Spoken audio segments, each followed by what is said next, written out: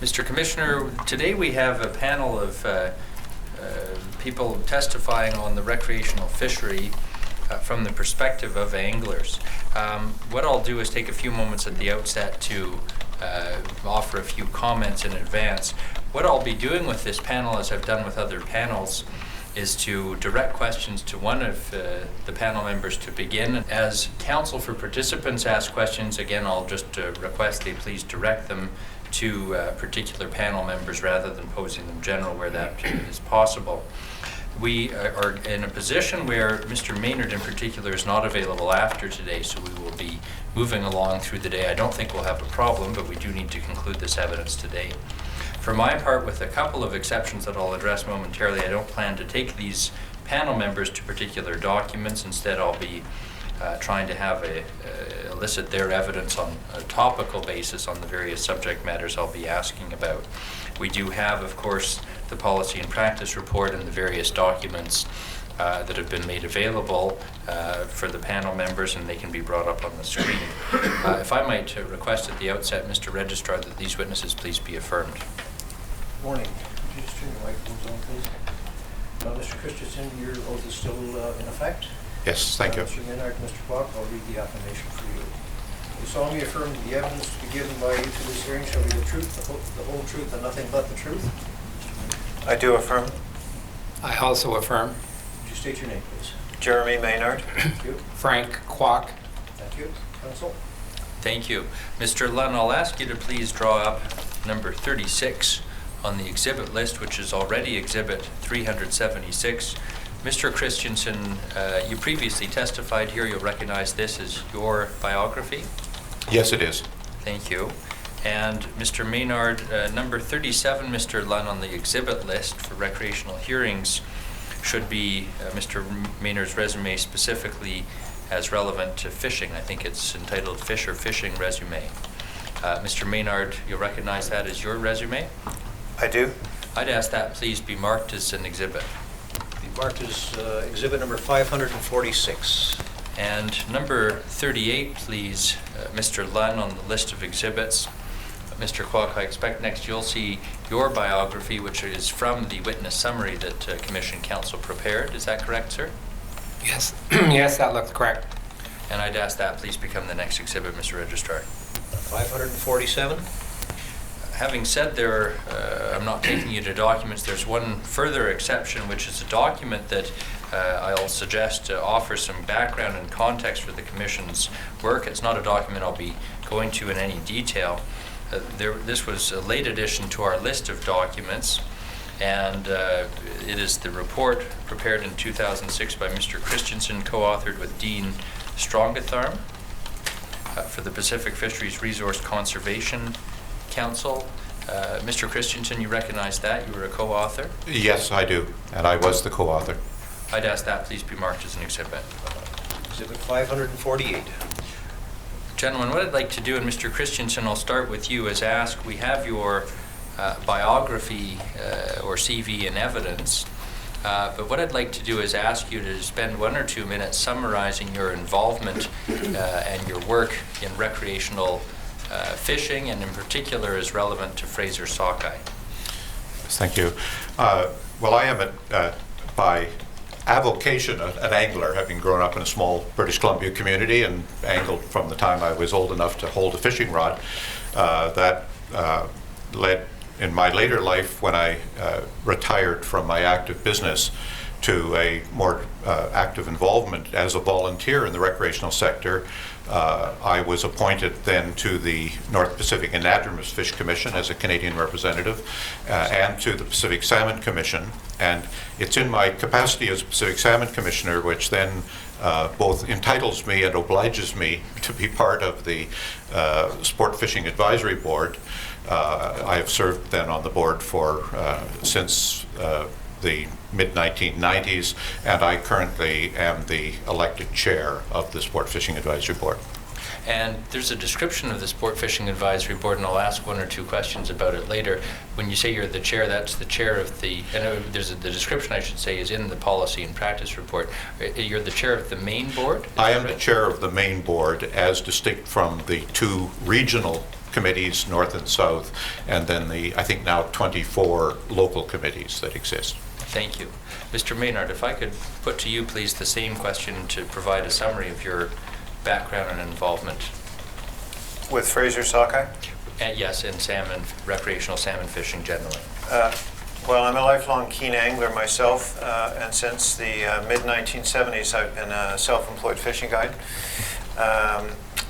And so specific to Fraser Sockeye, I seek them in season, you know, when they're open for retention, both in the Campbell River area in the Straits above town, and also at times on the west coast of Vancouver Island when I'm over there. And in terms of the processes, whether it's the SFAB or DFO consultative processes, could you give us a sense of your involvement in this subject matter and on these issues? My own involvement is relatively limited because the Sport Fish Advisory Board in the areas that I fish are not actively involved. They're not real issues to be discussed and resolved, as it were, in the marine waters. The marine water recreational catch of Fraser Sockeye is relatively small compared to, for example, the in-river catch. I follow the discussions because for quite some time I've been a member of the executive of the Maine Sport Fish Advisory Board, and am a predecessor of Jerry's as the chairman. And in my involvement in the Southern Panel of the Pacific Salmon Commission, we don't have any discussions or involvement at all with Fraser Sockeye, so that's not part of the discussions at the PSC level that I'm involved in. And I'm just looking, and Mr. Lunn, if I could ask you to please pull up the biography for Mr. Maynard. I'll just confirm you chaired the SFAB for 10 years leading up to 2007? Yes, till early 2007, that's correct. You've also been involved in the Pacific Salmon Commission, the IHPC Integrated Harvest Planning Committee, and the Allocation Implementation Committee? That's correct. And I understand that you instruct a fishing course at the North Island College in Campbell River? Yes, it's a small week-long how to be a fishing guide course as part of a broader school year-long coastal adventure tourism program.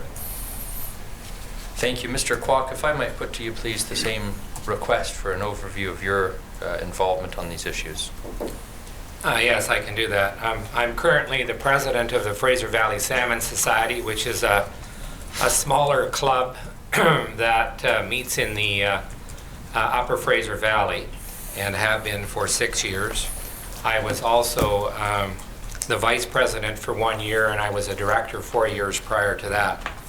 From that, I currently sit on the Sport Fishing Advisory Board, Upper Fraser Valley Local Committee, and I currently co-chair that with one of DFO's recreational coordinators. From there, I sit on the Sport Fishing Advisory South Coast Board, and then on to the main board, and this year for the first time I was elected to the executive of the Sport Fishing Advisory Main Board.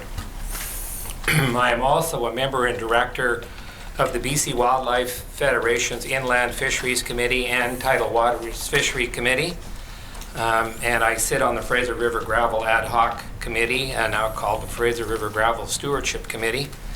I am also currently a director of the Fraser River Salmon Table Society. That society was formed in conjunction with Stala when they put together an MOU to catch some extra sockeye in order to use that money for freshwater work in order to try and restore Cultus Lake sockeye.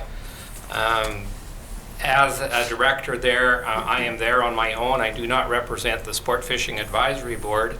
However, I do report out to them, and the reason for that is it is a society, and the Sport Fishing Advisory Board does not have a capacity for them to pay for a membership for myself.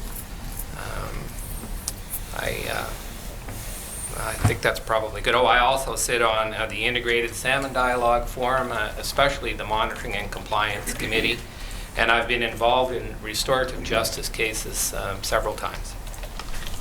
A number of these questions, I'll tell you in advance, are quite broad, so rather than trying to ask a lot of detailed question, I'll be asking a more general question and inviting you to take that where you'd like, and where we can, being relevant to salmon and Fraser sockeye. The question is about allocation, and as context for the questions about allocation, we have the context here of some evidence, including witnesses such as Jeff Grout, Devona Adams, and Deborah Snedden, and the policy and practice reporter, PPR. So you can assume some level of familiarity with the 1999 salmon allocation policy, and in particular the 95-5 commercial recreational split for sockeye amongst other species. With that as background, what I'd ask you to please do is to comment on allocation and on the framework in the allocation policy. What works, what needs improvement? So we're talking specifically the salmon allocation policy here. The salmon allocation policy. Well, the salmon allocation policy, since it came into effect in 1999, has been, I would say, fundamental to sustaining the recreational fishery through challenging times. And that belief is based squarely on the priority access to Chinook and coho salmon for the recreational fishery after conservation of First Nations food, social, and ceremonial needs, but before directed commercial harvest of those two species. As the two species of salmon that are most frequently sought after by recreational anglers, having that priority access has been very important, particularly in the inner south coast, where abundances of Chinook and coho salmon are very low relative to the past. And you know, the reality is that if the recreational fishery had to compete with commercial harvest for the same species, it's likely that the recreational fishery now would be, you know, much less than it is. So from that perspective, the salmon allocation policy has been a real success. The allocation policy as it relates to sockeye salmon, well, you know, the recreational fishery gets retention opportunities when they're usually keyed at the same time when the commercial fishermen start. We don't have any specific allocation preference, as it were, for sockeye. And of course we have this you know, theoretical cap of 5% of the combined recreational and commercial harvest. And in practice, how does the 95-5 cap or proportion work in your view? That I'm aware, it's not been a constraining factor on any recreational opportunity in any given year. So I don't. From that perspective, it's a success. Thank you. Mr. Kwok, I'll ask for your views, please, on the allocation process and the allocation policy framework, please. Okay, thank you. I can't really answer too much on that. In 1999, I was basically just coming to Chilliwack and getting involved at that point. So I have not been all that involved at the beginning.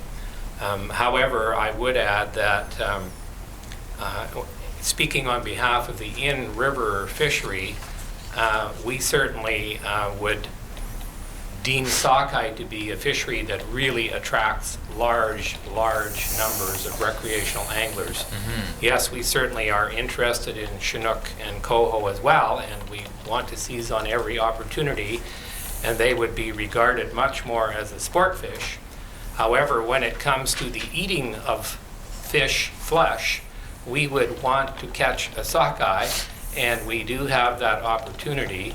And when the opportunity is there, we have as many as 5,000 recreational anglers fishing a relatively small area that would go from Mission to Hope, because that's where the gravel bars are, and that's where these fish are easily caught. Mm. Mr. Christensen. Well, I don't have much to add. I mean, Jeremy has provided the history. The fact is, the securing of a salmon allocation policy was an enormous step forward for relationships between the fishing sectors in British Columbia, the commercial and between the commercial and recreational harvest sectors. And it ended many years of antagonism in public and other forums as we argued our respective positions.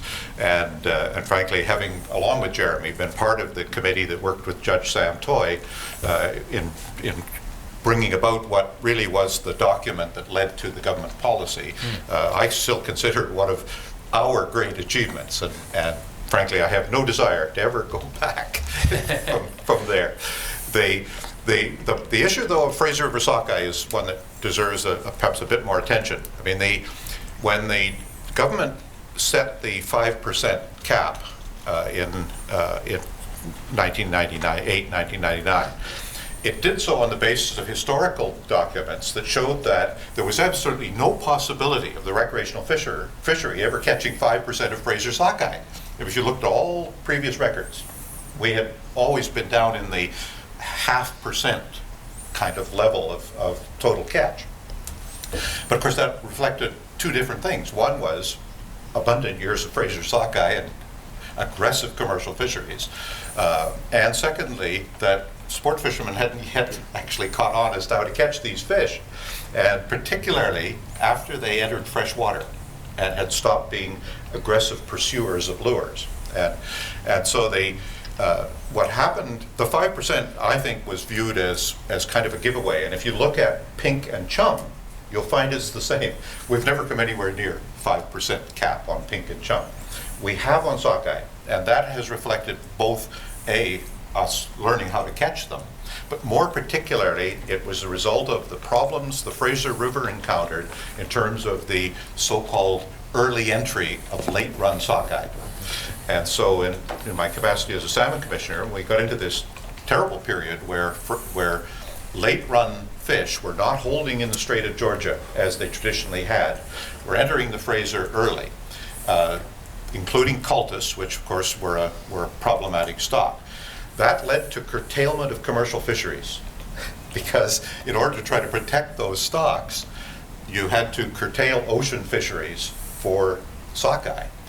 The problem was, what happened is, of course, as those fish entered the Fraser in abundance now, abundances that had never before cut through the ocean harvest, as those fish got past the entrance to Cultus Lake, they were now available for harvest because the most problematic stock, cultus, was no longer a constraining factor. And so it was an opportunity for recreational anglers to catch fish. And in the abundances that were there, particularly this technique called flossing, which is somewhat controversial, it really worked.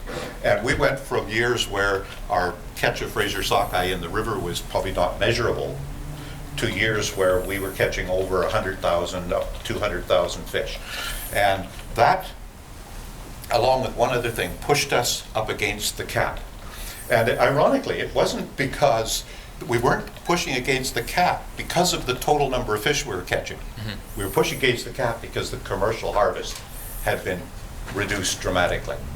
I wonder if I can just ask you a question to make sure I understand your point, your last point, which is, take it then, because the 95-5 formulation is based on a combined commercial and recreational TAC, so that from year to year, recreational fishers catching the same number of fish can have obviously different impact. It's a proportion. So if there's a low commercial TAC, am I right to say that means that the recreational proportion could exceed 5%? It could spike in a given year? Well, I need to correct you slightly. The 5% allocation is not based on the combined commercial recreational TAC. If it was, this would not be a problem. It's based on the total combined commercial recreational catch. Catch, thank you. And so even though the TAC may be large, the commercial catch, unfortunately, has been truncated, and that's not a good thing. And it's not in our interest that it happened, but it did lead to us moving up against the cap. The other factor that affects this, though, that you should understand is not related to the Fraser, is that one of the other south coast opportunities for sockeye is in the Alberni Canal. This is the so-called SOMAS sockeye returning to the Alberni Canal. Traditionally there, the recreational sector catches upwards of 30% and higher of those returning fish. And when we negotiated the allocation policy, that is when we in the commercial sector were literally negotiating it, we understood that you couldn't impose a cap as low as 5%, unless you did it coast-wide, because you needed to take account of the fact that proportionately there was this higher catch in Alberni. And so that's, again, been part of the issue is, how do you balance off a place where we do catch more than 5% against other places where our catch is much lower, and that's where the cap has worked. Frankly, from our perspective, it would be better if the cap was expressed in terms of TAC, not of harvest. Just to pick up on a point you were making, I take it that you described the background or history leading up to the allocation policy, and I take it that from those comments that you may say one of the merits in the allocation policy and in the framework is at least every single year you're not waging the same battle or having the same difficult process to set the ground rules. That's right. I mean, the priority access policy that Jeremy referred to was a key component for the recreational sector. And at that period, when this was happening, it was recognized by the commercial sector that Chinook and coho were paramount importance to us. And we recognized that the primary species for commercial harvest were sockeye, pink, and chum. And so they, in a sense, they got priority access to sockeye, pink, and chum, and we got priority access to Chinook and coho. And indeed, that priority on sockeye, has one other element to it, and that is in years where Chinook are in low abundance, we agreed that we would be closed on Chinook first if they needed those Chinook mortalities to prosecute their sockeye fisheries, recognizing that there's mixed stock implications, bycatch, and so forth. And so it was an attempt to find that balance. And we sat down. I mean, we met, and perhaps I should tell the story. I mean, we met in front of Judge Toy, and having been appointed by Minister Anderson, and he said to us, if you guys, recreational, commercial, and in fact First Nations in the original portion, but First Nations subsequently decided they did not wish to be part of that process, for other reasons which we understood. If you guys can reach agreement, then I will recommend it. If you can't, then I'm listening carefully, and I'm going to propose what I happen to believe or think at that point. And so he put us very cleverly in a position where we had more to lose by not working together to find an agreement than we did by potentially handing it over to someone else to make a decision. And I have to say, it has worked well. There is, in fairness, there are commercial trollers who target Chinook salmon are not as happy with the allocation policy as are the commercial people who target sockeye, pink, and chum. Policy should be affirmed or revised or jettisoned. Those are on a spectrum of things that could happen with allocation moving forward. What do you think should happen? Well, it seems to me that Jerry just said that he didn't want to see any changes to it, so I would agree with that. Mr. Christensen? Dr. Christensen? Yes. Is that your position? Is that right? Yes. I mean, I think that fundamentally the policy works and has worked. There are issues related to it that, to be frank, we did not understand at the time that we put. There were details. For example, the issue of one of the things that had not been made clear was the distinction between bycatch, which is the harvest of another species, and incidental harvest when you're encountering stocks of the same species but of different origins. And so, we created what you've referred to as the Allocation and Implementation Committee. We met and we've hammered out a number of those issues. And the most recent meetings, as I'm sure you're aware, have been to try and massage forward the issue of how the 5% cap works. Because it was based originally, in the original announcement, it's on a set period. That period is long behind us. There was some thought at the time that there may be a future committee or an allocation tribunal that would work things out. But at that point, we in the commercial sector both agreed we would rather work these out between us than hand them over to some third party. And so we've continued to meet together to try and work out how the 5% will operate in the future in a way that doesn't disadvantage either of us. And I think we're having some success in moving there, helped enormously by last year's Fraser return, which of course made the 5% cap recede into the future a bit because our total harvest last year is well below 5%. Mr. Maynard, anything to add on that point? On the very last point? Or generally on allocation? Generally on allocation.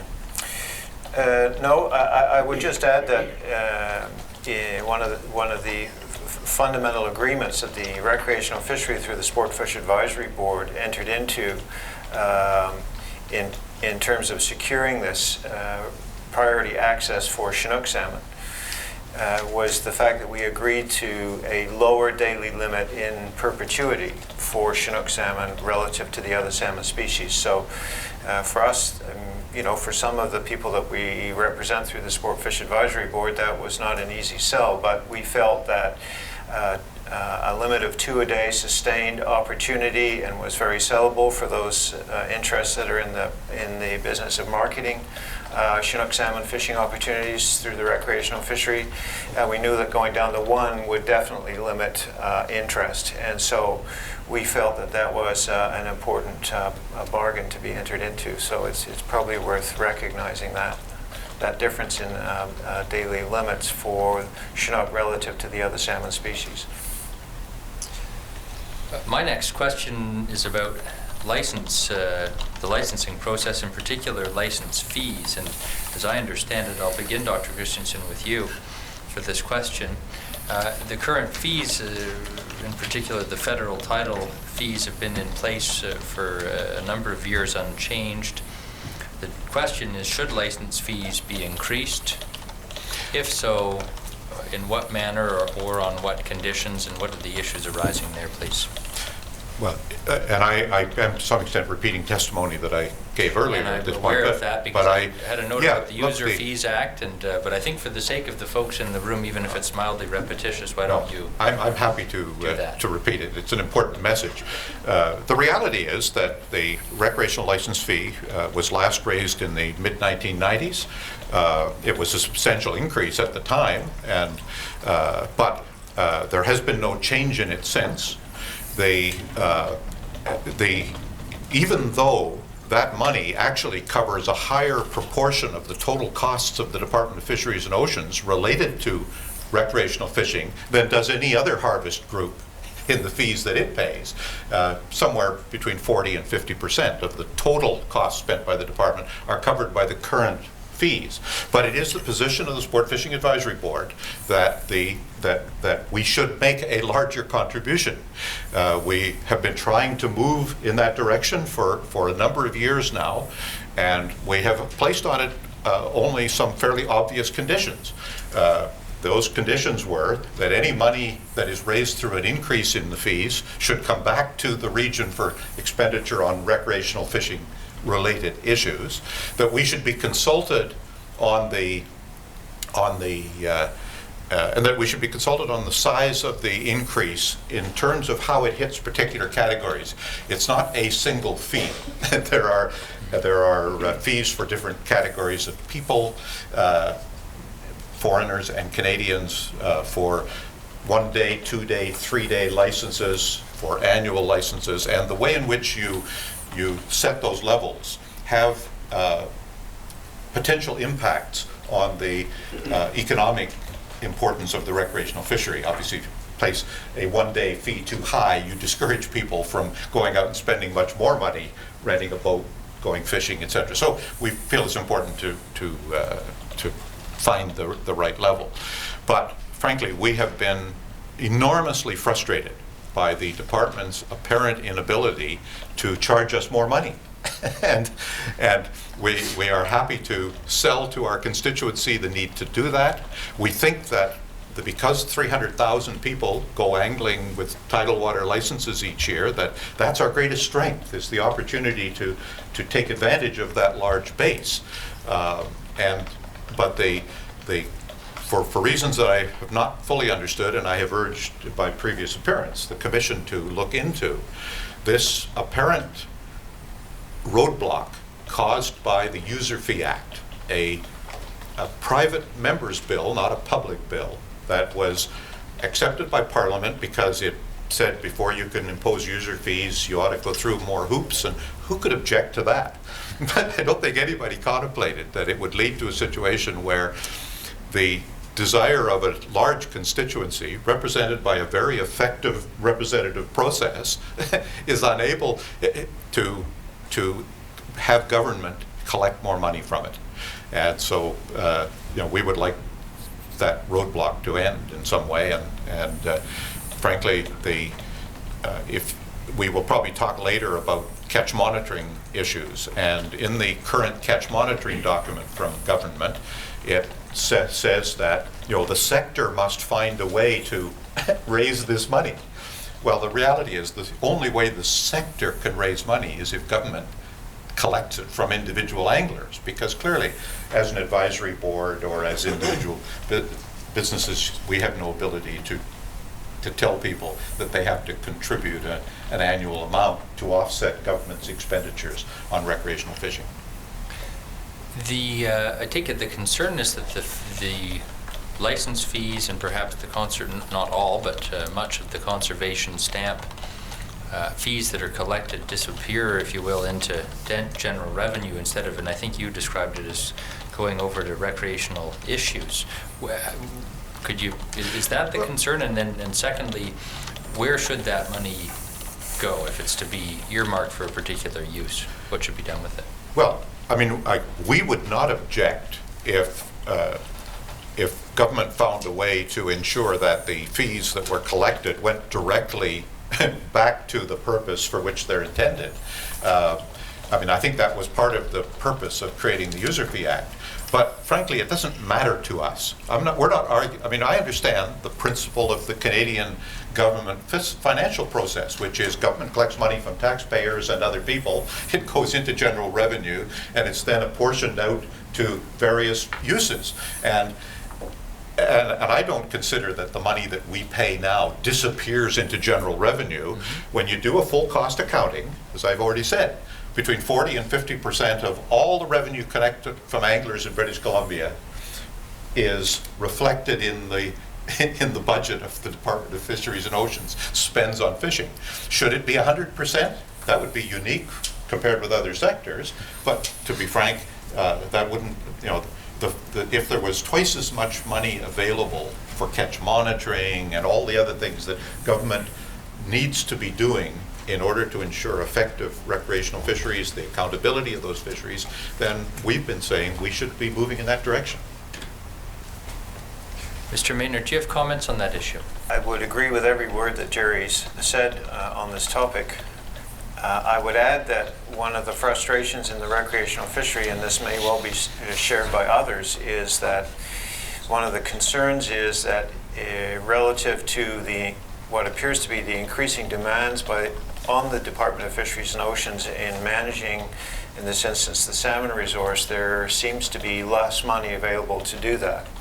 And so a concern is not only management of the fish resource in general, successful management of the fish resource in general, but I think a case increasingly at times and places can be made that fishing opportunities, and not just in the recreational fishery, but obviously that's who I'm speaking about now, are foregone because there isn't the knowledge to allow a fishery to take place. And so in addition to catch monitoring, which is an issue that you've heard from Dr. Christensen both today and earlier, but also stock assessment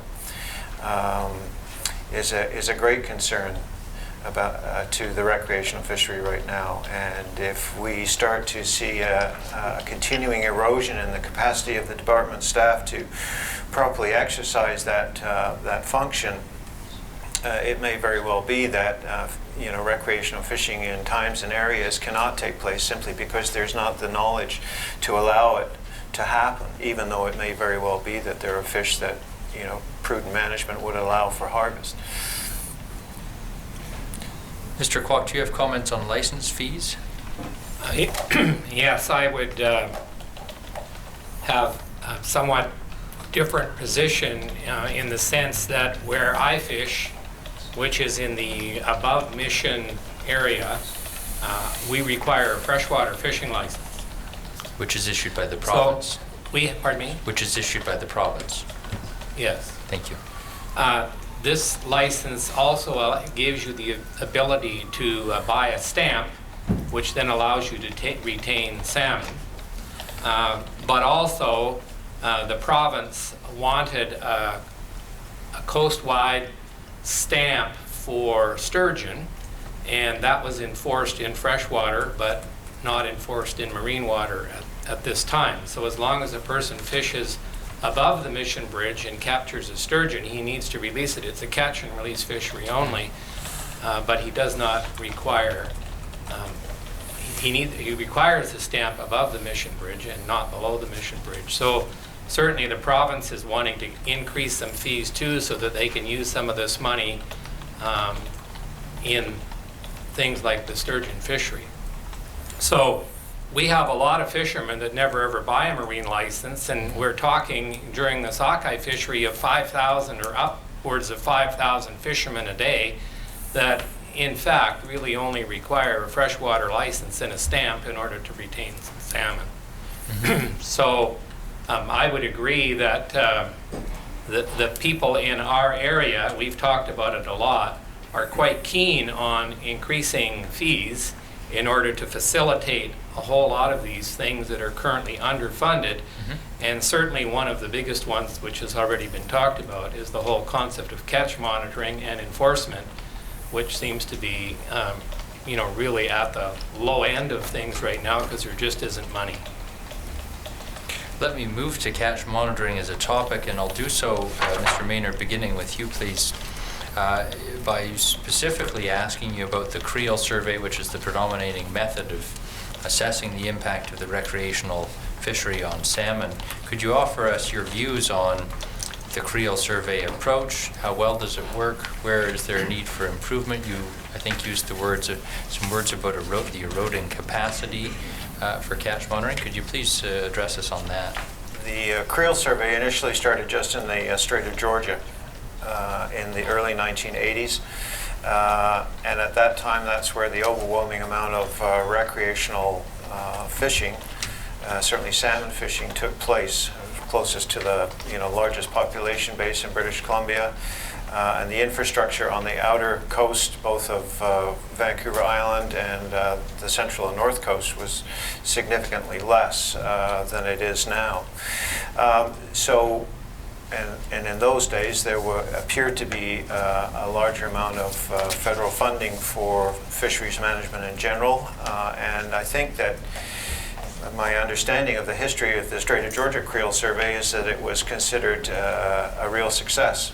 And it's my understanding that other jurisdictions have looked at the Strait of Georgia Creel Survey over the years and used it as a role model, if you will, for implementation in their own areas. As time has gone forward, the recreational fishery has significantly expanded its geographic scope on the coast of British Columbia. And so now also in part, so the infrastructure is expanded, so knowledge of the fishing opportunities is expanded in those other areas that were relatively lightly fished recreationally prior to the early 1990s. And of course the actual stocks of the different salmon species in the Strait of Georgia have declined significantly for different reasons. So as a result of all of that, a lot higher percentage of the total Pacific region recreational fishing effort in marine waters takes place outside the Strait of Georgia now. And as a result, the department has implemented creel survey programs in other areas, sometimes in partnership with other groups, sometimes not. But obviously the demand for budget for these different creel survey programs has increased significantly at the same time as it appears the budget has declined. And so there's a real challenge there. The recreational fishery interests, certainly as represented through the Sport Fish Advisory Board, feel that we have a very viable fishery that brings very strong social and economic benefits, and we're keen to tell our story and provide the statistics that support that. And in the absence of good and consistent creel surveys, it's increasingly difficult to do so. And different interests frequently challenge the recreational fishery over catch numbers, participation, and other information that could be derived from creel surveys, and it's a real frustration for us to find ourselves having to defend what we believe is a very positive fishery in the absence of credible information that should be gathered on a consistent basis in all areas of the coast. Is the concern that you're identifying one about underfunding or under-resourcing for creel surveys as opposed to a concern about or a problem with the methodology of creel surveys?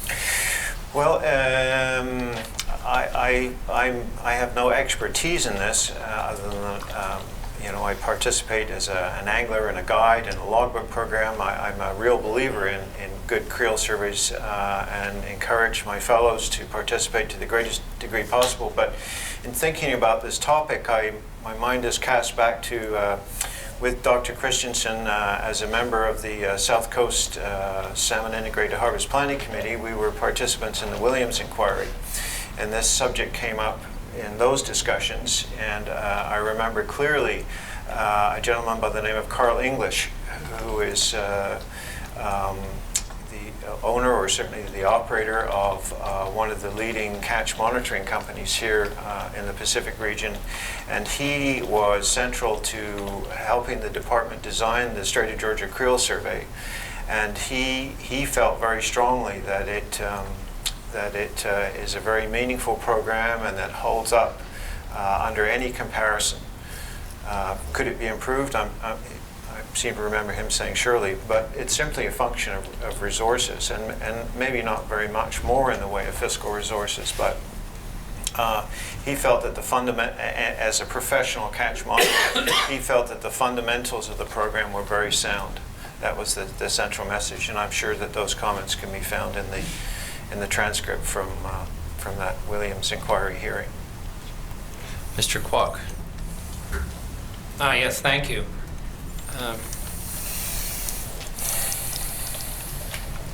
When it comes to creel survey, we are told by the department that these numbers are very defendable, and I think in the most part they probably are. However, I do need to say some things about that.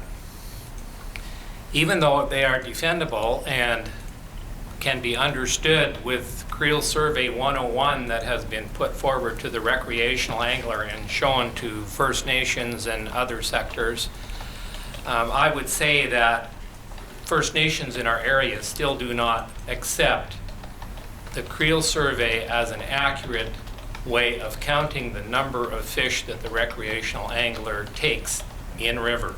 I don't know about the marine fishery. So that creates some friction that could be overcome. Then to add to that, I personally from time to time question its accuracy because of the fact that the recreational angler tends to exaggerate. And although I have not been involved in putting this Creel survey together, and I don't know if the SFAB has had any input into it, it appears to me to be a DFO process that's been put out, and we are to agree or disagree with it. And like I say, generally I agree. But for instance, there are overflights. And I have on several occasions asked if I could go on an overflight, and because of insurance problems or whatever, that hasn't happened, although I believe the department is working on trying to allow that to happen. That would give me personally, as a representative of the sport fishing community in our area, the opportunity to say, yes, these overflights can accurately count and distinguish who's fishing what. Because there are people, for instance, that would be fishing sturgeon and not Chinook, and yet using a similar gear tactic with a rod just hanging out over the end of the boat, and it's only the bait that determines really what's being caught, and also distinction between areas, because in some areas you would fish sturgeon, other areas you would not. We also do what's called rod counts, and hourly, if the creel surveyor is there that day and happens to be at Island 22, which is a creel survey area, which is where I fish a lot, the creel surveyors, 2 of them, and there's usually 2 there, get in a boat and they go down river about maybe 2 or 3 kilometers, and they count the rods that are actively fishing on Wellington Bar, Grassy Bar, and wherever else these fishermen are, and that comes back and is part of the information that's put together for the creel survey. Again, I have asked to go along just to see how easy it is to distinguish who's actually fishing and who's standing on the side, and how that works. I've not been able to do that, but again, I think the department is working on that, and I would love to be able to participate. Then the last part, which is the most difficult part, is the creel surveyor himself or herself. We have both men and women working as creel surveyors, and they come to your boat as it comes back in out of the river. You're finished fishing for the time or for the day, and the creel surveyor will come over and ask you, how many fish did you catch? Now, first off, they don't get to all of the boats. Quite often around 3 p.m. in the afternoon, the guide boats, which could be as many as 30 or 40 of them, are coming in at once. And so you cannot get to all of the boats. However, that said, my bigger concern is that myself personally often take quasi-recreational anglers onto the river to fish. I belong to a church, and the church that I belong to has a lot of men that like to golf and fish, but they're not real good at fishing, and so they like to convince me that I ought to take them out as a friend, which of course I want to do. And even though these folks are church folks and God-fearing folks, they are also human, and we tend to exaggerate. And so when the creel surveyor comes and asks, how many fish did you catch and release? I generally am on my way to get my truck and boat trailer, but I'm still close enough to hear the replies. And I often get replies of, well, I caught 15 pinks, and I caught 12 pinks, and I caught 20 pinks. And the reality is I was on the boat showing them how to do that, and in my estimation, they didn't catch 15 or 12 or 20 pinks at all. They had 15 or 20 or 12 or 20 pinks on line, but they didn't release them. It's called a quick release. But they ultimately wind up counting those fish as fish that have been caught. Now, there's probably a way that the creel survey takes that into account, but I'm not sure sometimes that it's that accurate, because we have had situations, especially in the Veta River with coho. Even this year, I think that we're kind of questioning the numbers of chum that recreational anglers maybe took, and we will be discussing that with DFO at our local committee meeting that's coming up in the near future. But sometimes it appears that the numbers, even for us, are higher than what we thought we caught. So that is somewhat of a difficulty. And from those comments, I take it your concern is that it overrepresents or overestimates the impact of recreational effort. Yes, I would say generally that would be my comment. However, working closely now with First Nations folks, because we're doing our best to get along and we're doing very well at that, they in turn would argue that we're underestimating. So we have a problem, because we can't go further until we believe one another's numbers. Dr. Christensen. Yes, thank you. Well, I mean, I think the fundamental issue here is that what needs to be understood is that the measurement of recreational harvest and effort is a survey technique because it's very hard to count the commercial fisheries are traditionally monitored on the basis of a census. In other words, each commercial harvester has to account for the fish he catches. He passes them on to a commercial buyer. They're counted individually. With 300,000 recreational licenses, many of them not going out as part of an organized effort in terms of a lodge or a guide and so forth, it simply isn't possible, in my view, to ask each angler to individually account for the fish they've caught. There is some effort to do that. Washington State has tried. They have a system where you have to send your license, punch on your license the fish you caught and send it in at the end of the year. But of course, that has two problems. One is whether you get the information sent back, but more particularly, it doesn't come back in any time allowance that allows you to use it in season for management activity, because you really do need up-to-date information. And so, I think that there are I think the Creel survey or the survey approach to collecting angling data is valid. It needs to have the appropriate effort applied to it. I think that there are some very important initiatives being pursued by the Department of Fisheries and Oceans at the moment to improve that. Jeremy mentioned logbooks. In addition, now electronic logbooks, so that you're keying in the data to get away from the issue Frank raised, which is right, recall. How effective is our recall of something that happened?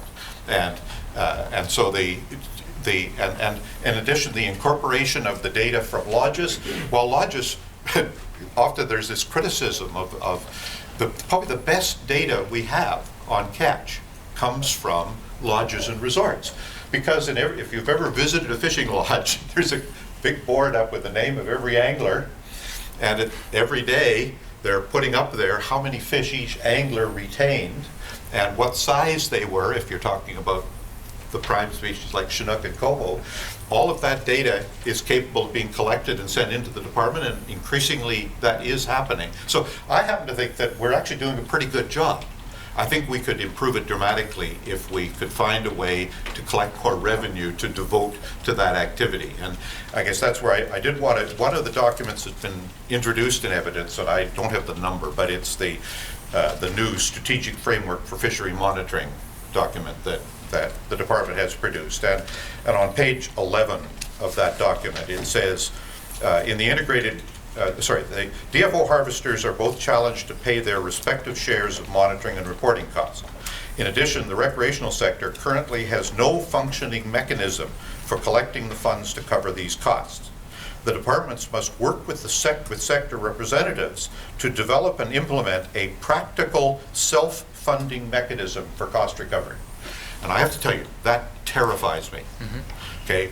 The fact is, we have a very good way to collect that money. Government collects it, and government has overall responsibility for the monitoring, because then it's an impartial entity that is doing that. We've indicated our willingness to pay that, but if what we're talking about here is somehow forcing the recreational sector to create a private society, which would, I guess if government gives that private society the right to collect money from every angler, that might work.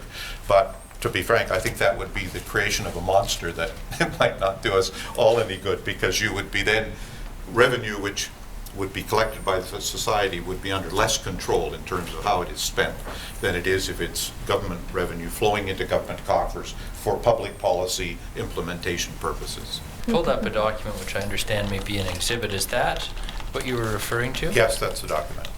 And Mr. Lund, the exhibit number for our reference? 429. 429, thank you. Yeah. Was that in evidence when you testified previously? Is that? No, it was not. But you're aware it was entered in evidence Thank at you. that point, as far as I'm aware. I assume Thank it you. came up during the commercial sector presentation. This is a very important document, but it's also a very tentative one, in the sense that it was only made available to us within the last month or so. I, on behalf of our sector, as chair of the advisory board, have been working on our draft response to it. It's an important document. It has important issues in it, but I wanted to single out that particular issue, because it's the one that, the notion that somehow you should have the sector become the collector of its catch monitoring revenue is frankly one that I simply disagree with. Mr. Marlin, I wonder if I could just ask the panel, just arising from their evidence so far, just a couple of quick areas they might cover for me. One is techniques. I think Dr. Christensen referred to the flossing technique as one, but between the marine and freshwater areas for anglers, over the course of time, I mean, I've heard a lot of evidence about significant changes in the commercial fishery around fishing techniques over the last 15, 20, or 30 years. But within the recreational fishery, what changes have you experienced? Secondly, between the freshwater and marine angling or recreational fishery, insofar as catch monitoring is concerned, what are the differences there or the similarities? If you're talking about surveys, if you're talking about other techniques that might be used, can you identify for me what similarities or distinctions or might be made so I understand where the challenges might be that face some of the points you've raised around a survey? And I believe the DFO witnesses last day mentioned the emphasis that the Creel survey is not enforcement. In other words, it's a friendly person asking information. It's not combined with enforcement. But in your views, with your experience, is that a good thing necessarily? Sometimes people's recollection gets a little stronger if someone in authority is asking the question for purposes that go to enforcement, other than just tell me something you might recall. But I'm just curious as to where you see the strengths and weaknesses of that system, but also the techniques that are used for anglers currently in freshwater and in the marine areas that may be different from what you experienced years ago. Well, I'll perhaps answer in reverse order, and then I may punt the fishing techniques one to Jeremy, who I think is probably better equipped to answer it. But the issue of the relationship between enforcement and Creel survey, I mean, I understand the department's position on that, and I think I can understand that it may not be desirable to totally combine the two. But the difficulty at present, as I understand it, is that the people who are given the responsibility for Creel survey have no authority to demand information. And so you do get this sometimes, and I've experienced it personally, a kind of hesitant, gosh, would you mind telling me what you caught today? And I think that's inappropriate. I mean, I think that that under the Act, the government has the right to ask every angler for information on their catch. I mean, it's a statutory power. And I think that it would be good if Creel surveyors were somehow better able to reflect that authority, not to combine it with trying to enforce rules on people who are cheating, that sort of thing. But in order to get the data, Creel surveys ought to be able to examine the fish, look at them, all of that. I don't think there's an issue there that people would object to. They have to do with union rules in government and the powers that you give to people and those kinds of things, and I don't profess to understand that. On the question about, I think there are differences between, or the challenges in freshwater are maybe a bit different than in tidal waters, with which I'm actually more familiar, but not dramatically, in the sense that, again, you're talking about a large population of people, particularly in our environment, able to get to streamside or on the ocean without necessarily encountering officialdom or going through some organized point of access. And so the ability to contact each angler each day that they're fishing and ask them how many fish they're catching, or to provide a mechanism by which they provide you that information. I noticed one of the documents that was circulated to us talks about, well, each angler at night would sit down at his computer and send in the data. I mean, I think these things are impractical. And I think that the Creel survey methodology, the survey methodology of gathering angler information, is used all over North America and in other jurisdictions. It has a good statistical base if you apply the appropriate number of resources to collecting the data. And so it would seem to me odd that in a society where, you know, we make a lot of decisions, like our Prime Minister's probably deciding now whether to call an election or not based on survey data, that we're distrustful of survey data in the context of fishing. And so I would rather improve the survey collection method than say that you're going to discard it and try to move to some other system, which I think would be more costly and which would make it difficult to collect information in a timely way that could be used. As just one example, as a salmon commissioner, I'm responsible for allocating the harvest off the west coast of Vancouver Island of Chinook. Under the allocation policy, we cut off a chunk for First Nations food social ceremonial. We then decide what the recreational harvest is likely to be, and then the remainder is made available for commercial harvest of Chinook. And the season ends at the end of September in the case of Chinook harvest under the treaty. If, for example, we know at the beginning of September that the recreational sector has caught fewer fish than had been anticipated, then those fish should be made available to the commercial sector for harvest. They're part of Canada's entitlement under the treaty based on an abundance-based assessment system. And if we don't collect data in season that allows us to know what the recreational harvest is, then we can't do that. And those are the kinds of reasons why, for everyone's benefit, it would be better to improve the system. As for changes in fishing technique, I'm not nearly as good a fisherman as Jeremy, and he's a professional who takes people out, so I really would punt that question to him. Mr. Kwok would say you're exaggerating, Dr. Christensen. Jeremy, I mean, have there been... So first of all, my knowledge is related to the marine environment. I do virtually no salmon fishing in fresh water, so here's the expert.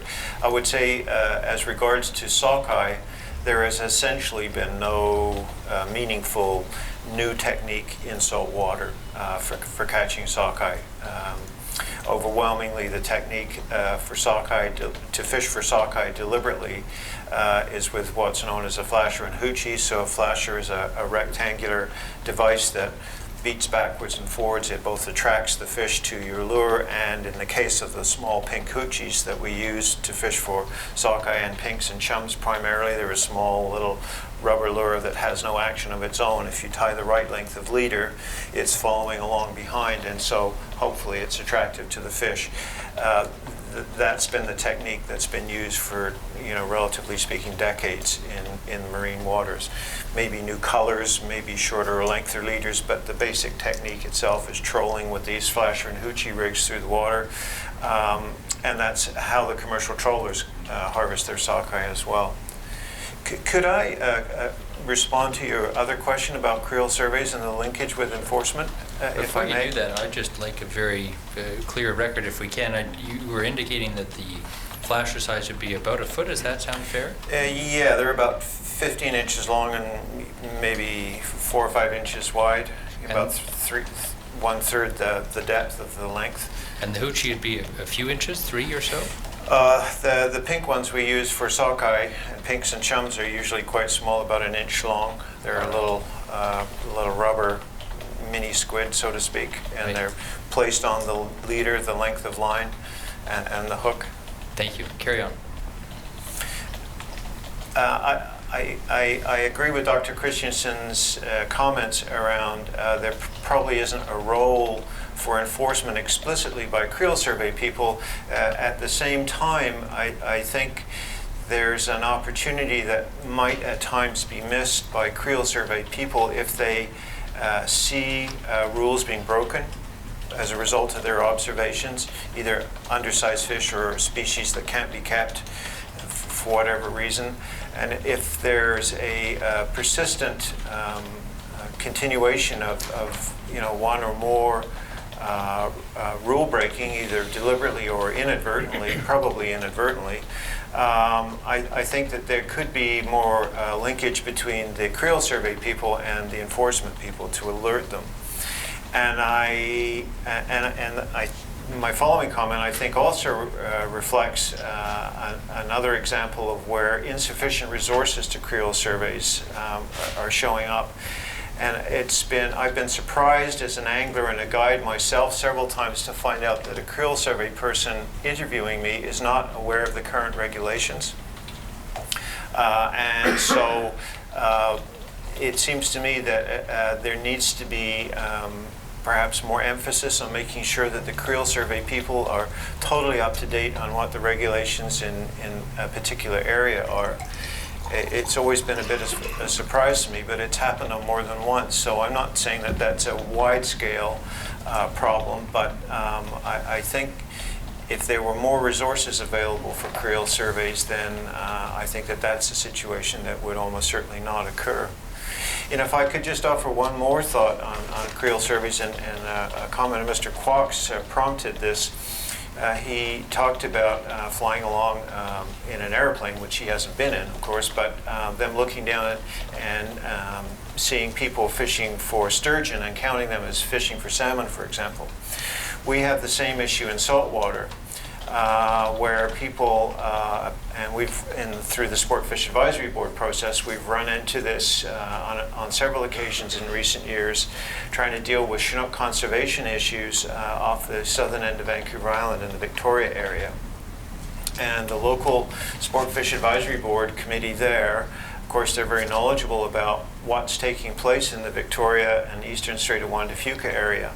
And have found that the estimates of Chinook salmon are not reliable through the creel survey, simply because the creel survey has been enumerating effort, and they're counting every single boat on the water, but they're assuming that all those boats are fishing for salmon. And it turns out that there's can be a very productive and popular halibut fishery there. And so these boats are fishing for halibut, not for salmon at all. Very different techniques and highly unlikely to catch a Chinook salmon. So again, I guess my comment would be that it's probably worth remembering that creel surveys in the Pacific region were almost completely oriented to salmon, recreational salmon fishing. And the complexity of the recreational fishery on the West Coast has increased significantly, not just in geography, but also in species. So species that we, relatively speaking, infrequently fish for are now very popular. And it's the same with sturgeon, for example, in freshwater, where 20, 25 years ago, the freshwater sturgeon fishery didn't exist. And now it's it's a real popular fishery with strong participation. So again, if there were more resources devoted by government to creel surveys, they could account for this complexity, which is important in figuring out exactly what the real results are. Thank you. Mr. Commissioner, we're moving close to the time for break, but I wonder if it makes sense to ask Mr. Kwok to address these points and also help us understand a little bit more about techniques of in-river salmon fishing. Sure, I can do that. The fishery for sockeye, pink, and chum varies quite a bit in the type of gear that is being used. Generally speaking, we have fishermen that really consider themselves as, next to fly fishermen purists or real sport fishermen, and I don't know who has the right to determine that, but there are quite a number, especially of elderly folks, that like to get away from the house for the day, and they will sit on the river all day with an umbrella, either to keep out the rain or the sun, and a newspaper, and they will cast a relatively heavy weight, 15, 16 ounces, into the river with a spin and glow on it, and that spin and glow will sit there and spin around and around, make a bit of a noise, and also, have this reflective action. And as a salmon comes by, it may very well grab it. That sets off a bell that they have put up at the top of their rod that they can hear, and they quickly run to their rod, which they then set the hook and fight the fish. However, bottom bouncing or flossing has become very popular, and when it comes to sockeye fishery in river, although a sockeye can be caught with that method of a spin and glow, it's not very common. So of all the fishermen that I know, there might be 10 or 15 sockeye caught in river, in the Fraser River main stem, on a spin and glow over the course of the year. So generally speaking, these people that are fishing with this method are not fishing for sockeye, they're fishing for Chinook or some other species. The sockeye fishery generally, which has become extremely popular, is the flossing method, where you take a weight that would be anywhere from 1 ounce to 4 ounces and tie it to your main line. From there you would stretch out a leader that would be from 6 feet to 20 feet. And at the end of that 20 feet you would tie a hook. The hook needs to be barbless, of course, and the hook needs to have an object on it that is considered bait. It is absolutely not necessary for the fishery.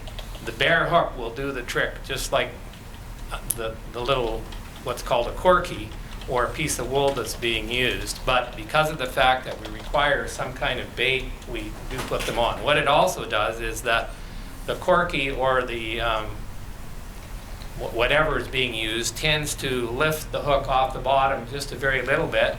And so what happens is we have thousands of sockeye salmon moving through the river in unison with one another, all opening and closing their mouth and going upriver like that. And as you cast that 6 to 20 foot leader, sort of swings, and as it swings, the fish opening and closing its mouth gets that line in its mouth. You feel that, and there is a technique to that. Not everybody can just do it, although it can be quickly learned. But we found in the mortality study that some people are a lot better at it than others, of course. And so you then set the line as well, and you immediately rip that hook into generally the left or the right, depending on which side of the river you're fishing, into the maxillary bone on the side of the mouth. The fish is then fought in the very same manner that you would use, or would happen if you were using a spin and glow, or a lure or something like that. The fish is still in the mouth, and it has that same capacity to fight and get off and win or lose, depending on what happens. So that's the major difference in the fishery. We have some other methods of catching Chinook, but generally those are the main methods. Thank you. I just, on that, I think you've been talking about bar fishing, if I understand you correctly. Correct. What about trolling in freshwater? There is some backwater trolling that's become popular in the last few years. It wasn't really popular before, but generally it is guides that do that kind of fishing. It's not a system that's being used by most generally recreational anglers, because you need specialized equipment to be able to do that. Right. What happens is you need a pretty good sized jet boat to take you upstream, and then when you You're talking about salmon fishing. Yes, Yes. salmon fishing. Mainly Chinook, and more in the Harrison River than in the main stem. And so then what happens is you take your boat out of gear, or turn it off, and then you start your little back troll motor, which is maybe 9 or 10 horsepower, and you keep it steady in the current, going downstream a way slower than it would naturally go if it was turned off. And so generally the average recreational angler doesn't have the capacity to do that, although there are some that do. I've never done it, but it has become somewhat popular among guides. I see. Thank you. This may be a good time for the break. Hearing will now recess for 15 minutes.